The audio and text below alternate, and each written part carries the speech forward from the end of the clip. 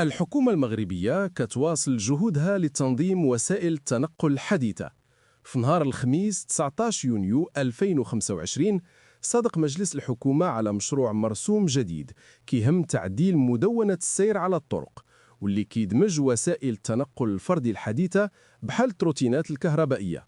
المرسوم عطى تعريف رسمي للتروتينة الكهربائية وسماها مركبة تنقل شخصي بمحرك، وحدد الشروط التقنية ديالها، من بينها ما تجاوزش السرعة القصوى ديال 25 كيلومتر في الساعة، وتكون مجهزة بالمكابح والضوء باش تضمن السلامة ديال السائقين والراجلين. وفي نفس الوقت شركة أطلانتا سند للتأمين خرجت أول منتوج تأميني خاص بمستعملي التروتينات. هذا التأمين كيغطي الأضرار الجسدية والمادية في حالة وقوع حادث، وكيشمل حتى التعويض على الوفاة أو العجز والمصاريف الطبية والجراحية. لكن رغم هذه الخطوة، التأمين مازال اختياري وما بقاش إجباري حتى يدخلوا النصوص التطبيقية ديال المرسوم حيز التنفيذ.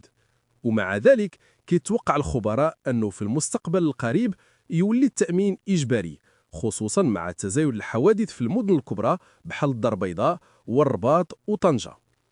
من بين أهم القرارات اللي جا بها المرسوم تحديد السرعة القصوى للتروتينات في 25 كيلومتر في الساعة باش يتفاداو الحوادث اللي ولات كتكتر بزاف، وغادي تكون المراقبة مشددة على النماذج اللي كتفوت هاد السرعة.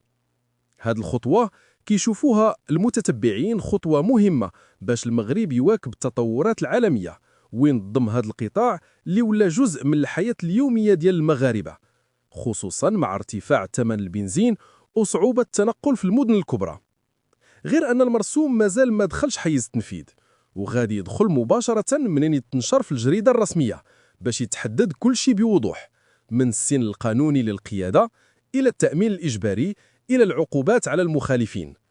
وفي الختام، المغرب ماشي ضد التروتينات، ولكن باغي ينظمها باش السلامة الطرقية تبقى فوق كل اعتبار. ويبقى السؤال: فاش غادي نشوفوا التطبيق الفعلي للقانون على أرض الواقع؟